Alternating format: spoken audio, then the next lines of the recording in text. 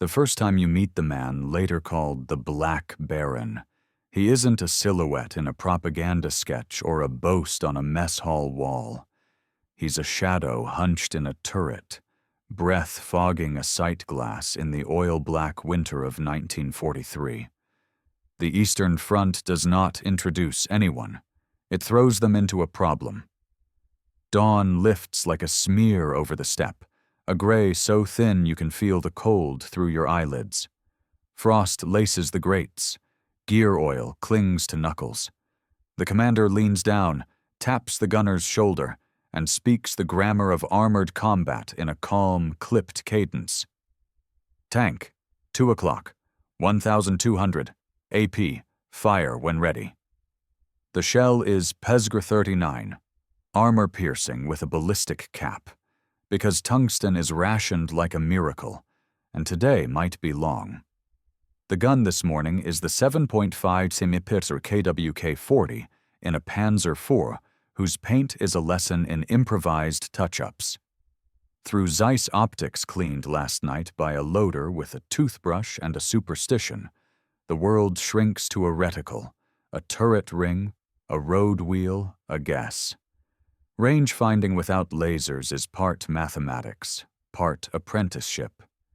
The gunner reads the width of a T-34's turret against a reticle hash, tastes the crosswind sneaking in through the hatch, dials super elevation by feel. Then the trigger. Crisp, not snatched. Recoil hammers his shoulder like truth. The muzzle brake belches dust across the glosses. In the distance, a dull bloom, then a cross gust of black smoke.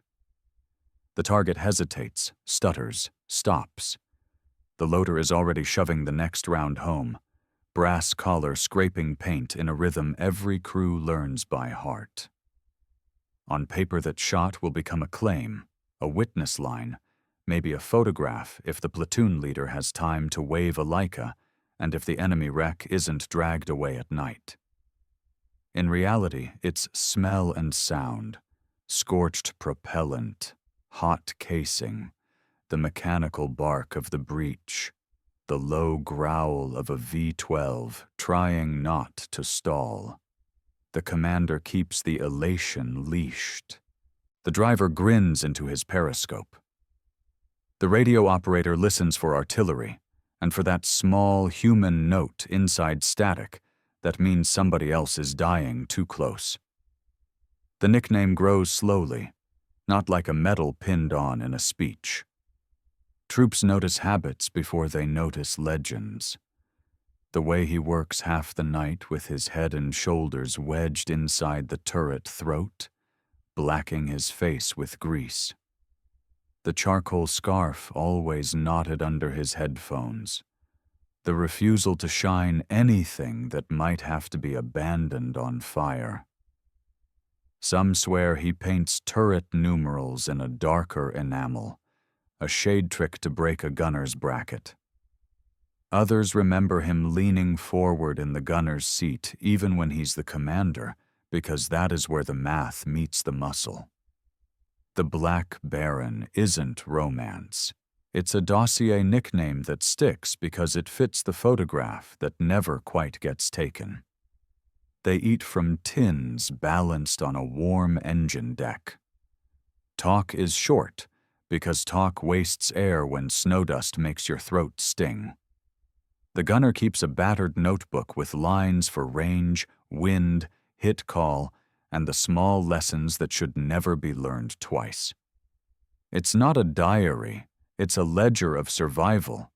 It will follow him from Panther IV to Panther to Tiger, the spine repaired with cloth tape, the pages thick with grease ghosts. What he is building isn't a legend, it's a craft. And craft, repeated under pressure, is what kills reliably in mechanized war, more reliably than luck, more mercifully than courage used unwisely. That winter teaches him 3 hard rules. First shot kills aren't a boast. They're economy. Every second shot risks revealing your hide. Second, exposure time is the enemy's ally. If you must miss, miss fast, displace, and make the enemy's correction arithmetic go stale. Third, crews win. A fine gunner in a clumsy crew is a hero in a tragedy. A good gunner in a drilled crew is a system that keeps paying out. By the time the snows turn to cream-colored mud, by the time the steppe smells like wet rope and diesel instead of iron and frost, the Black Baron understands the job in a sentence. Compress the fight into your strengths before the other man compresses it into his. What did ace mean on the ground? In the air, 5 victories made a fighter pilot an ace by tradition. Armor had no such neat arithmetic, no canopy tally marks that anyone could verify above the clouds. Tanks fought at ranges where wrecks vanished into enemy lines, at speeds where witnesses blinked and missed the moment, and in chaos where the bureaucracy could not always keep up. A kill, an abschuss, was a claim entered with an adjutant, ideally corroborated by another crew, occasionally by a photograph, and ultimately degraded by the battlefield's habit of consuming evidence at dusk. Post-war audits would sit with those claims, compare them against opposing records, subtract smoke and wishful thinking, and discover a skyline where a few names rose like towers above a city of competence. The Black Baron belongs on that skyline, but the shape of his tower matters.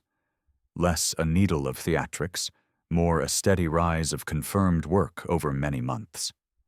The Panzer IV in 1943 was no longer a short-gun compromise. The L-48 breathed harder and the optics bit cleaner. Against a T-34-76 at typical ranges, frontal penetrations were no longer a prayer. But range-finding still lived in muscle memory. Stereoscopic rangefinders existed, yet most of the time you used a calibrated reticle, a mental slide rule, and the habit of reading the landscape. Fence post heights, culvert spans, the deceptive squeeze of heat shimmer that made noon feel nearer than truth. Superelevation came from the tables. Lead came from watching track bite and listening to your own breathing. By late 1943, the Baron was crossing platforms. The Panther's 7.5 PzKpfw IV L70, a railgun by the standards of the day. The Tiger's 8.8 PzKpfw 36, a verdict machine when placed correctly. The Panther loved distance and clean geometry. The Tiger forgave mistakes other hulls paid for. Either way, a first shot that killed was cheaper, in ammunition, in exposure, in nerves, than any 2 shots that followed. And either way, the arithmetic of claim and confirmation remained slippery. Soviet recovery doctrine pulled hulks at night. Repair shops made corpses into cripples and cripples into runners. Photographs lied by omission. After-action reports told the truth's outline, but not always its count. Enter the adversarial audit of history. Cross-reference German diaries against Soviet loss tallies, correlate dates and grid squares, allow for units that moved like smoke and for railheads whose paperwork burned. Patterns emerge. Big names hold. Michael Wittmann, whose theater at Villers-Bocage became an argument everyone still wants to win. Otto Carius, the craftsman who explained what crew cohesion felt like. Ernst Barkmann, with a stand in Normandy that still compels map study. And Kurt Knispel, grease-streaked, unsmiling in photographs, whose 168 confirmed tanks across Panzer IV, Panther, and Tiger service often put him at the top of the war's scoreboard. So where does our man sit? His file, reconstructed from unit war diaries and fragmentary post-war testimonies, shows him not as a comet with one bright tail, but as a planet that keeps coming around. He underclaimed as a policy. He demanded a witness if possible, accepted a probable when the horizon ate the wreck, and saved tall stories for other people's campfires. He wasn't contemptuous of medals. He was bored by them. What he wanted was a platoon that came home from a hard day intact. The legend, ironically, grew from that boredom with legend. Competence repeated becomes folklore. If you want to see how he did it, open the notebook. The pages look like receipts. Range, wind, sight setting, ammo type, hit call, correction, because receipts are what he wanted. Proof that process bought outcomes. Range without electronics is reading the world in ratios. A T-34 turret in the sight cup takes up so many mils. A road wheel against a reticle hash means so many meters. A telegraph pole gives you both height and a small prayer against deception. Heat haze shortens the world at noon. Winter air lengthens it. If mirage gnaws at your confidence, push the fight closer or choose a target whose silhouette lies less. Ammunition choice is a shoreline where tactics meet logistics. PzKpfw 39, the workhorse, carries you through most days. PzKpfw 40, the tungsten needle, is for exams. The long shot across the frozen river, the IS-2 that shows cheek at a distance too smug for comfort, the moment when your platoon needs a quick certainty. The Black Baron hoarded 40 like a miser and taught his loaders to present 39 by default, unless the command voice said otherwise. In a Panther, a well-ranged 39 on a T-34-85 side plate at 1,500 meters is honest work. In a Tiger, 39 frontal at a kilometer is a sermon. Waste is a sin. So is greed. Ambush geometry is where his personality shows. He never sits on the ridge crest if the military crest, just below the skyline, will do, because shells love silhouettes and artillery loves certainty. He angles the hull so a lucky frontal hit still has to argue with a cosine. He chooses the place where the enemy must traverse to engage, because traverse steals seconds, and seconds are a currency minted only at sunrise. In villages, he teaches drivers to kiss corners, to show only gun and a sliver of cheek. He forbids wide turns that swing a hull belly into a Panzerfaust's dream. On open ground, he assigns sectors by landmarks: birch clump left, haystack center, rock outcrop right. So when the first gun opens, the second and third are already partway through their own sentences. Crew drill turns all that geometry into a reflex that beats adrenaline. The loader's hands learn the burn of fresh brass and the pinch of a rotating band against cold skin. He can seat around with his eyes closed because sometimes smoke makes that the rule. The gunner's left hand becomes a metronome on traverse, floating the sight across a moving target, adding lead with a feel that no table can teach quickly. The driver creeps, holds, backs 2 meters when bracketed, and never pivots in place when a slow skid will do. The commander keeps his voice low and even. AP, 1-2, right 1. The gun speaks. Another sentence. On, left half, fire. The gun speaks again. After the fight, they practice the same words in silence, hands, not mouths, because tomorrow might be louder than prayer. Ballistic tests, range day realities, strip away romance. Not every penetration kills. A mobility kill may leave a turret that still bites. Not every fireball is final. Crews climb out, repair crews drag wrecks, workshops conjure monsters with swapped hearts. The Black Baron therefore underclaims, unless the enemy burns long or the wreck is recovered in German hands. His loader thinks it robs them of credit. His commander thinks it keeps them honest. Both are right. Honesty buys you credibility, which buys you space when you make a claim that matters. and credibility, like tungsten, is precious and scarce. Signature engagements are how stories travel, so let's pull 3 out of the file and lay them flat. Late summer 1943. The platoon slides into positions on the military crest of an unnamed ridge above a farm track buckling with heat. Wheat curls around birches. Dust hangs in layers like unwashed glass. A Soviet column, T-34s with infantry clinging like punctuation, ambles along at a speed that says, "We own this road." The Black Baron, still in a Panzer IV, waits until the second tank rolls past a marker boulder the crew has used in rehearsal.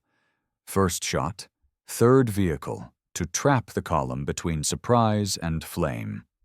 Second shot, the lead, a blinding strike on the sight face to amputate the column's eyes. Third, a flank of the second tank as it tries to swing. 5 minutes later, the track is a small yard of burning steel. Debrief that night fixes on the near mistakes. Loader's glove snagged, driver nosed 2 feet too high, dust plume too exuberant off the first muzzle blast. Improvement is an ethic, not a mood. Winter 1944, the Panther becomes a long-handed duelist, air like broken glass, snow that squeaks under boots and hides ruts like lies. The platoon sits in a tree line where a river scissors the road and forces a slow bend. At 1,500 meters, the Baron calls the cue, and 3 guns open as if a curtain were rising. First salvo. 2 kills, 1 mobility. Return fire chews bark overhead in scudding lines. He displaces by 20 meters and 10 degrees, just enough to make the enemy's memory miss, and resumes. 7 hulks later, the riverbank steams. In the notebook, 1 word gets underlined twice. Displace. The crew buys cognac with ration chips. He drinks tea and writes by the warm draft rising through the engine grills. Spring 1944. A textile town whose factories are brick shells and whose streets pinch tanks the way a fist pinches fruit. The Tiger feels both too big and exactly right. Button up. Periscopes only. Cokes set to stitch windows. Main gun locked at a point-blank setting. A Soviet IS-2 appears at the end of a narrow avenue, turret already swinging, the 122 like a cathedral bell about to ring. First German round glances low. The IS-2's shot misses high, concussion popping plaster like snow. Second German round bites the cheek. Third goes home as the driver snaps the Tiger back into cover. Infantry slap the hull in congratulations. He waves them away and checks traverse lash. Victory never cancels maintenance. These days do not announce themselves as legendary. They feel like work with spikes. The paperwork afterward is dull by design. Claims, corroborations, ammunition tallies, crew cautions for whoops where silence would have been wiser. In those flat entries, the Black Baron emerges not as a myth, but as a manager of seconds. The seconds are what you never have enough of. The job is to steal them from the enemy's plan and spend them on your crew's survival. To place the Black Baron, you must set him among peers whose names have calcified into curriculum. Michael Wittmann, The Theater of Villers-Bocage, an audacity that rewrote a morning and then ran headlong into the physics of 1944, when Allied air and armor had the numbers to answer. Otto Carius, the plain-spoken craftsman whose book made young readers smell oil and cordite and understand why a commander's tone can keep a crew from breaking. Ernst Barkmann, whose corner in Normandy is still walked by modelers with rulers, tracing angles that turned a small stand into a capital-letter narrative.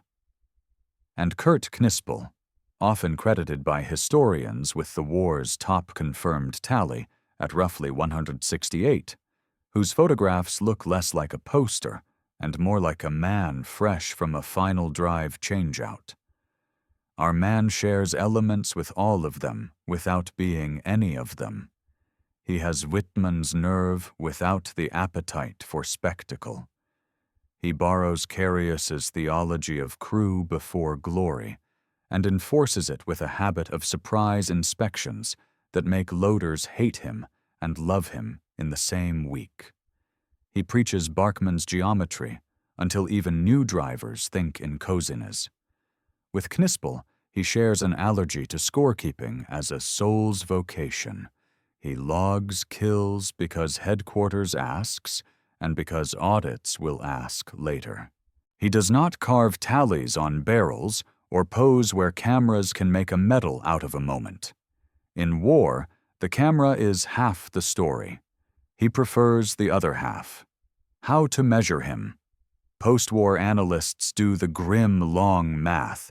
German claims set against Soviet loss rolls, with allowances for recovery, repair, and reporting gaps.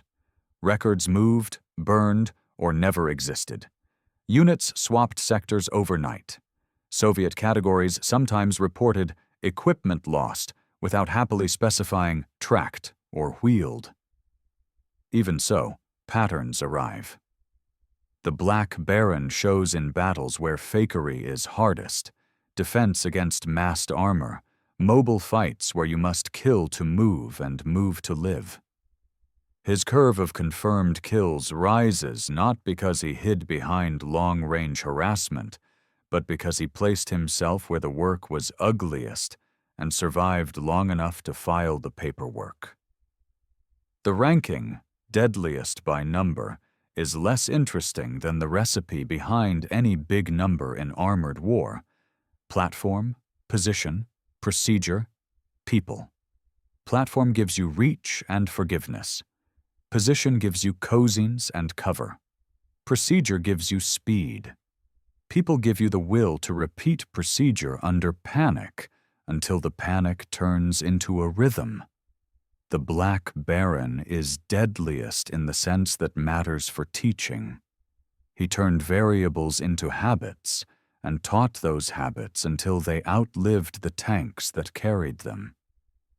Machines are characters, but maintenance is the plot that keeps them alive long enough to speak. The Tiger's gravitas rests on a gun that punishes mistakes at 1.5 kilometers, and on an armor scheme that forgives a commander who misrides a fold of ground by a sliver. Its flaws live in weight, in transport friction, in drivetrain parts that act like fuses. Panthers, which arrived with final drives that sulked under torque and fuel lines that hated winter, matured into elegant killers once their teething stopped. The Panzer IV is the stubborn friend who keeps showing up after the party should be over. The Black Baron plays chief nag as well as commander. After a day's fighting, he walks the line with a grease pencil and a temper that scares only the lazy. He taps a track pin with a boot. Why is this dry?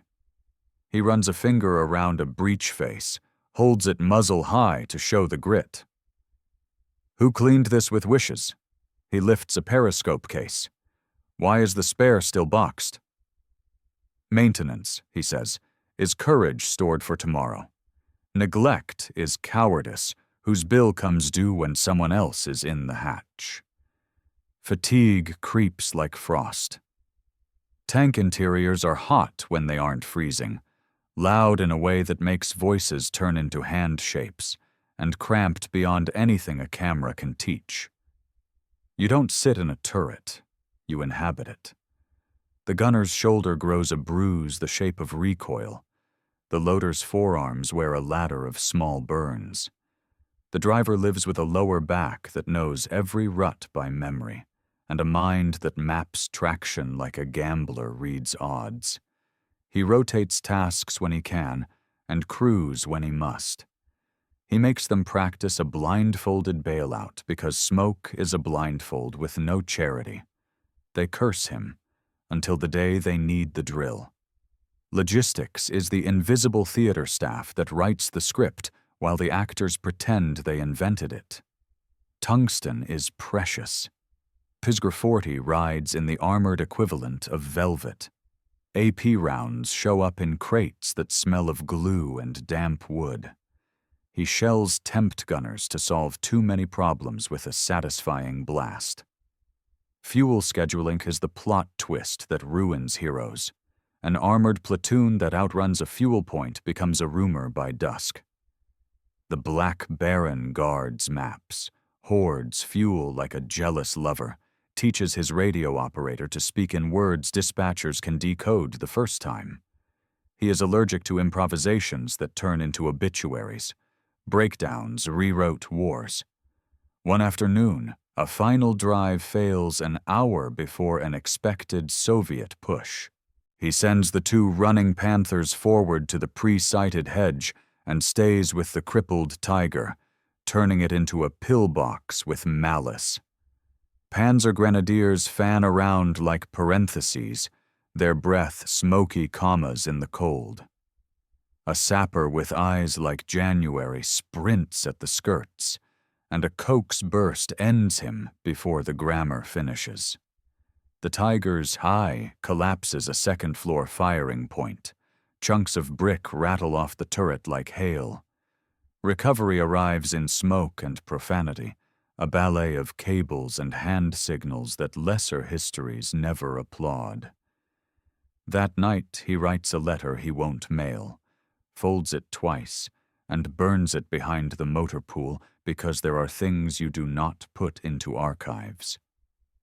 The moral weather of the Eastern Front is severe and changeable. Civilians learn tank silhouettes the way farmers read storm clouds. A column passing through a village can mean safety, theft, violence, ration bars for children, or sudden vacancies in the ledger of the living. The Black Baron cannot fix the war. He can hold his square meter to a standard. He orders chocolate and cigarettes shared when they can be spared, and rations withheld from looters, even if the looters wear friendly cloth. He tries to keep his crew's jokes clean when refugees stand too close. These small ethics don't rewrite history. They keep a crew from becoming hollow. Fatigue's cousin is fatalism. After months without a full night's sleep, professionals begin bargaining with chance. The loader leaves his gloves off because he never gets burned. The driver skips draining the separator, just this once. The commander lingers half a second more with his head above the cupola because the wind feels like home. The Black Baron counters fatalism with ritual. Morning checks, silent signal drills, dry-run fire commands with empty breeches and full attention. He puts a corporal on fuel detail for a month after catching him joking about saving time by shooting prisoners. He tells battalion he is short a gunner rather than corrupt his crew's core. You cannot run a system on a rotten part. The civilians are not statistics to him. A grandmother crawls up from a cellar after the platoon uses her barn as a firing point and shouts until her voice breaks because her cow burned with the thatch. He leaves her half a sack of flour and every cigarette he can spare, then writes a line in his notebook he will underline forever. Every fight moved through someone's home. A little girl trades him a cloth doll for a bar of soap with the solemnity of a treaty. He ties the doll inside the turret as a reminder that somewhere, even here, children exist. Months later, when a tiger burns, the doll burns too, and he is surprised by how much that hurts. He lets it. If you cannot mourn a scrap of cloth, you are practicing the wrong craft. Attrition depletes even legends. One friend dies under a collapsed wall after firing from a doorway, the sort of angle that looks clever on a map and treacherous in masonry. Another vanishes into a red mist when a mortar shell decides that probability is for other men. The Black Baron learns to grieve quickly and privately. He keeps a fragment of a cracked sight glass in his pocket as a talisman for pain and protection. He doesn't talk about it. Crews always know anyway. They give him silence on the engine deck after battles and laughter in the turret before them. By late 1944 and into 1945, the war turns into a string of mobile fights that change the color of maps faster than printers can keep up. Fuel is scarce, spares are rumors, every order contains a wish. The Panther becomes a scalpel again. The Tiger remains a door that refuses to move when pushed from the wrong side. But now the sky matters as much as the ground. Fighter bombers breed a superstition that if you exhale at noon, one will appear. Camouflage nets, short dashes, and the art of becoming boring save more tanks than heroics do. The Black Baron revises doctrine for a war without patience. Every fire position has a pre-planned exit, the ghost route.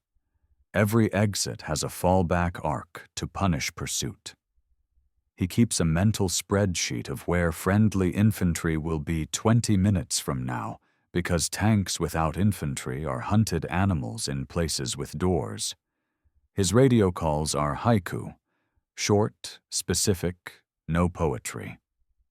When a staff officer barks an impossible attack through static, he answers Wilco, then executes the nearest thing that will not get his men killed.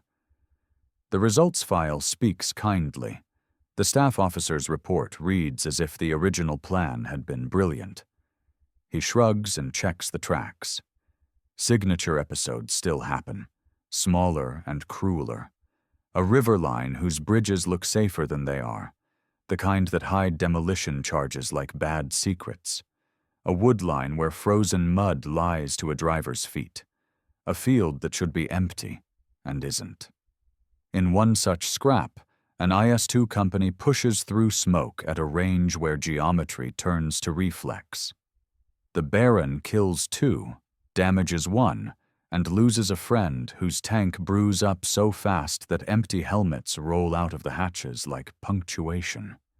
That night he oils his pistol and cleans the turret floor, an old superstition that order can bribe fate. In the morning he smiles with half a mouth and goes back to work. As the fronts fold inward, refugees reverse the roads. He siphons fuel from abandoned trucks with the piety of a monk giving last rites. He saves tungsten for moments that feel like exams. He declines invitations to die gloriously. There is nothing glorious about a burned crew. When a staff officer insists on a daylight push across a bendable map, he offers a night approach using a farm track only locals know. The officer refuses. The Baron executes his plan anyway. It works. The officer writes as if it had been his idea. The platoon sleeps. Nobody complains. What does an ace become when the system around him is bleeding out? A teacher. He trains replacements with a speed that respects biology. He gives them 2 gifts, a blank copy of his range template and a sentence he repeats until it sticks. Fear that keeps you moving is a tool. Fear that freezes you is a funeral. Learn the difference. In late March 1945, he pats a tiger's breech the way a carpenter pats a bench he built foolishly well for a house about to be sold. 1 more week, he tells no one in particular. The calendar has other ideas. After the war, historians open the boxes and discover that the truth has been filed in several languages and half a dozen moods. German unit diaries list engagements, ammunition expenditures, maintenance hours that imply how hard the guns worked when the scribes were too tired to describe the day. Soviet records, where available, list tanks destroyed, captured, repaired, returned to service, sometimes with dates that dock neatly with German claims, and sometimes with numbers that look like a tide table from the wrong coast. Photographs add riddles: a turret roof peeled back, a hull burned down to ash and intention, a crew posing with a wreck the caption misidentifies to flatter a later narrative. Analysts rebuild days with triangulation, the only geometry historians can trust after smoke. Where did this platoon likely sit on that date? Which opposing units were present? Whose reports list losses?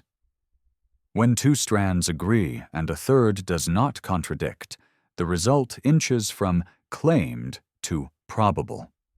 When three strands align within a day, the result walks into confirmed, the gold standard that lets scholars print numbers they can sleep near.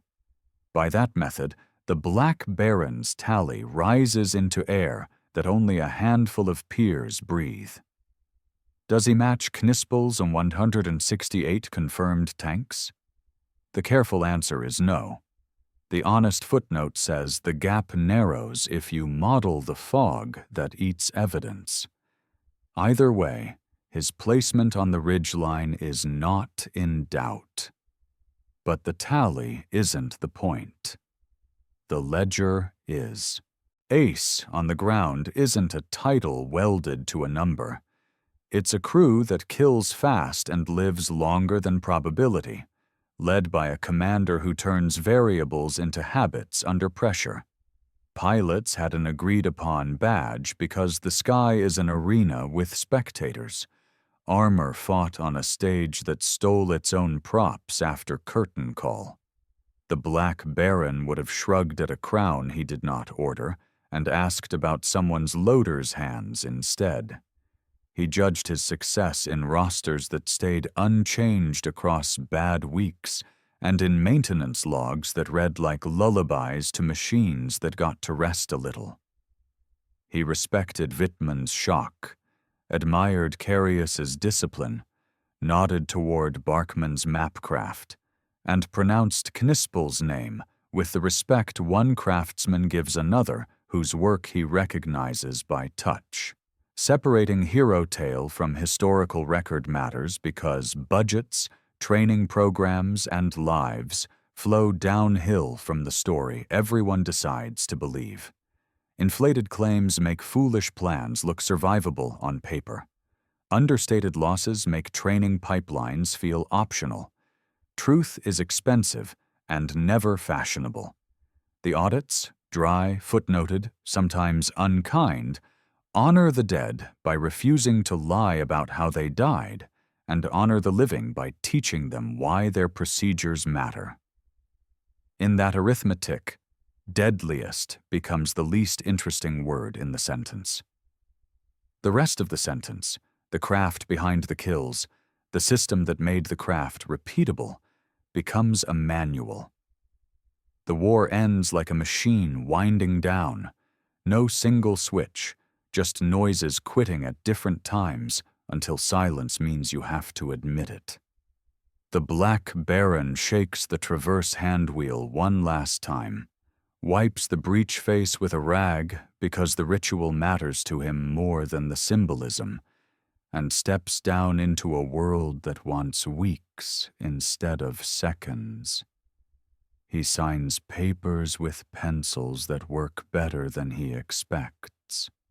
He answers questions from officers who have never slept inside steel. He wakes in the middle of a thunderstorm, with his hands out as if feeling for recoil. He laughs at himself and then doesn't. What does a man do after years of precision under fire? Sometimes he becomes a mechanic because engines keep honest company. Sometimes he becomes a teacher because young hands deserve shortcuts to the truth. Sometimes he becomes quiet. He tries all three.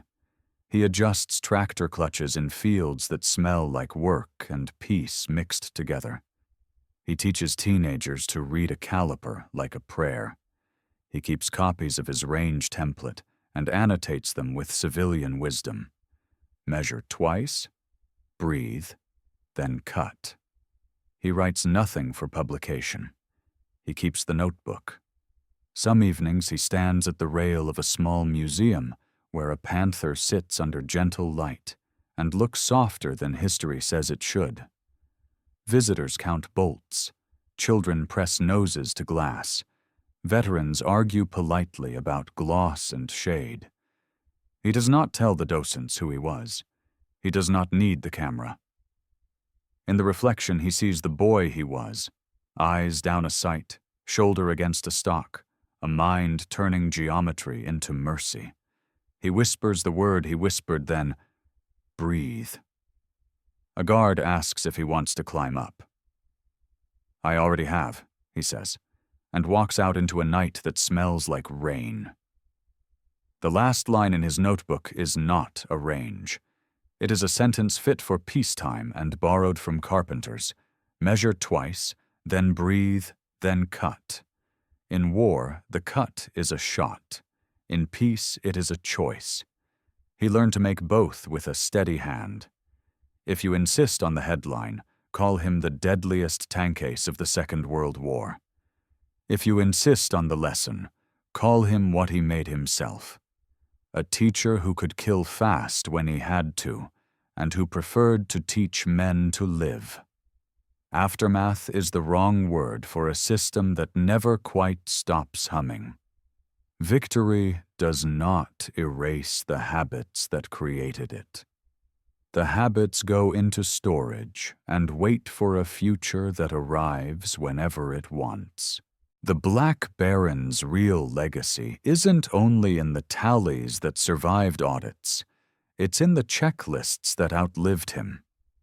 The hard-won practices. Don't crest when a military crest will do. Displace after the first 2 shots even if you think you're invisible. Rehearse signals until hands speak when mouths can't. Clean the breach as if you plan to fire again in 10 minutes. Move forward as doctrine. In new armies, in new languages, on new continents, those rules sound like common sense. They weren't. They were paid for. Post-war engineers take the gunnery tables and the ballistic tests and translate them into training films no one will ever watch for fun. Range finding becomes math. You can teach in a classroom, and intuition you can only teach at a field range with wind. Ammunition choice becomes a logistics lecture disguised as a confidence class.